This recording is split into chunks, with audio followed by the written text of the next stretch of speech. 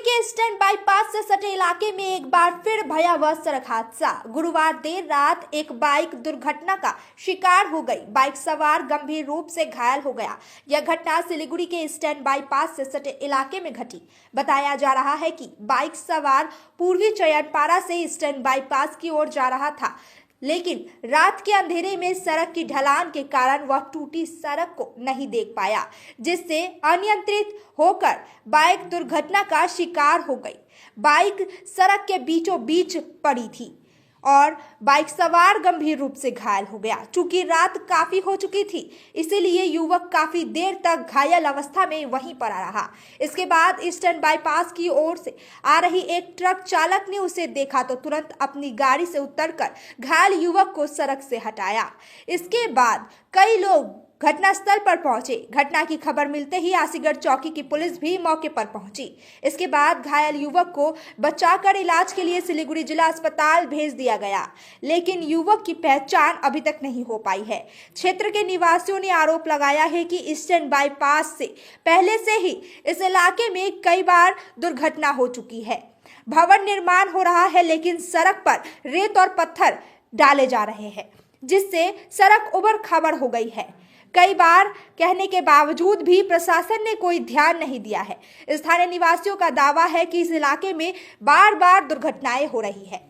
ওই জায়গাটাতে তো বেরিয়ে চলে আসলাম। হাট পথে খাওয়া দাওয়া ঠিকভাবে হয়নি। আসে দেখলাম যে ছেলেটা এখানটা পড়ে আছে, বাইকটা ওই জায়গাটা পড়ে এসে দূর থেকে দেখলাম বাইকটা ওই জায়গায় পড়ে আসছে। তারপরে যে বালুপথে ডাব্বুরা যেগুলো যায় তারা গাড়িটা থামায়, ওনার বাইকটা নিয়ে সেখানে দাঁড়া করাইল। তখন আমরা এসে স্পটে আসলাম। তো ছেলেটা বলতেছে, দাদা স্ট্যান্ড তো নেই গাড়ি, কী করবো?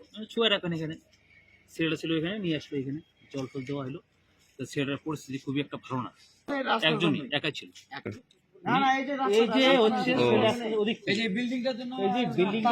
রাস্তার হচ্ছে পরিস্থিতি আপ এন্ড ডাউন, ওনারা কাজ করতেছে, পুরোটা আমাদের রাস্তাটাকে ব্লক করে কাজ করতেছে। এই বিল্ডিং ওলা মালিক পুরো রাস্তা ব্লক করেছে। ওনাকে এর আগে কমপ্লেন করা হয়েছিল এই জায়গাটাতে যে আপনারা সকাল সকাল কাজটা করবেন না, আপনার কাজটা যদি করেন 8টার পরে করেন বা 9টার পরে করেন, আমাদের কথাগুলো ওনারা কোনো গ্রাহ্য করেনি। এই জায়গাটা দেখেন, এটা হচ্ছে সমতল রাস্তা। সেই জায়গাটা কী করছে, বাম্পার থেকে ওদের চোখ কাহিনী হয়েছে এই রাস্তাটা খারাপ। এটা পুরোপুরি ক্ষতিগ্রস্ত দায় হচ্ছে বিল্ডিং মালিক। ওনার টাকা পয়সার জন্য উনি জোর জবরদস্তির কাজটা করতেছে। অ্যাকচুয়ালি আমাদের লোকাল থানার কোনো কাজ করে না, আমাদের কথা উনি গ্রাহ্য দিচ্ছে না। ওনাকে কমপ্লেন করা হয়েছিল কাজটার ব্যাপারে।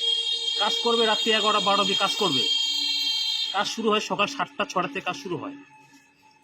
এখন বলার পরে উনি কোনো গায়ে লাগাচ্ছে না। এখন ছেলেটি কোথায়? বালু বোতল ফালানোর পরে আজকে এই পরিস্থিতি। জেলা হাসপাতালে নিয়ে যাওয়া হয়েছে। 2-3টা ছেলে আসছে, ওনার বন্ধুদের নিয়ে চলে এসে। উনি বাঁচবে কি মনে হয় তো 100%-এর মধ্যে উনি 99%